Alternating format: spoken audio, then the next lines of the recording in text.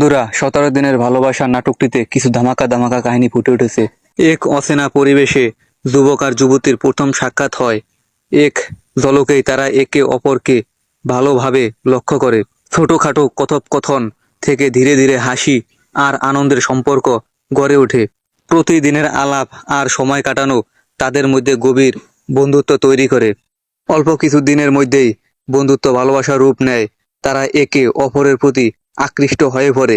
কোনো একটি ঘটনা বা কথাবার্তার কারণে তাদের মধ্যে ভুল বোঝাবুঝির তৈরি হয়। ভুল বোঝাবুঝির কারণে তারা একে অপরের থেকে দূরে সরে যেতে থাকে। দুজনেই খোলাখুলি স্বীকার করে নেয় যে তারা একে অপরকে ভালোবাসে। একা থাকার সময় তারা পুরনো সুখের মুহূর্তগুলো মনে করতে থাকে। অবশেষে তারা মুখোমুখি বসে সব কথা খুলে বলে এবং সমস্যার সমাধান। তারা একে অপরকে ক্ষমা করে এবং ভুলগুলো স্বীকার করে নেয়। ভবিষ্যতে আর ভুল না করার প্রতিশ্রুতি দিয়ে তারা একে অপরের সাথে থাকার সিদ্ধান্ত নেয়। মিলনের মাধ্যমে নাটকটি শেষ হয়, যেখানে তারা সুখী জীবনের পথ এগিয়ে যায়। বন্ধুরা, আমরা এই নাটকটি থেকে বুঝতে পারি যে সম্পর্ক বাঁচাতে হলে খোলা মনে কথা বলতে হবে। ধৈর্য ধরলে সব ভুল বোঝাবুঝি দূর হয়। ক্ষমা করলে সম্পর্ক আরো মজবুত হয়। ভালোবাসা মানে শুধু আনন্দ নয়, কষ্টে ও পাশে থাকে।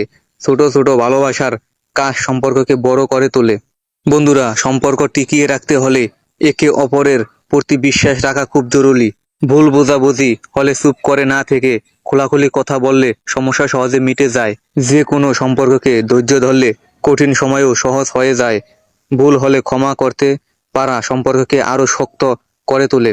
প্রতিদিনের ছোট ভালোবাসার কাজ, যেমন খোঁজ নেওয়া বা যত্ন করা, সম্পর্ককে অনেক বড় করে তোলে। নিজের অহংকার ধরে রাখলে সম্পর্ক ভেঙে যায়, তাই বোঝাপড়াই টিকিয়ে রাখে।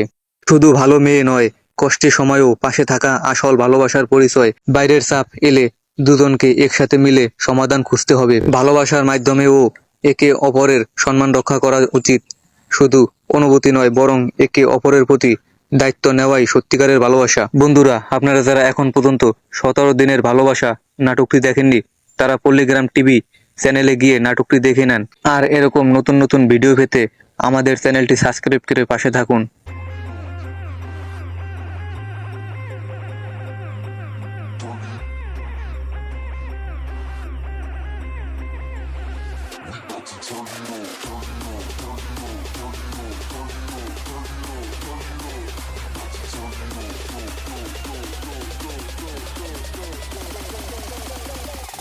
Tell you